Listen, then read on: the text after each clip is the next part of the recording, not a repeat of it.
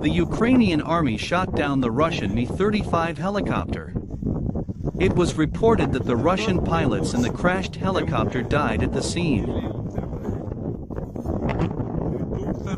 Втулка несущего винта с лопастями.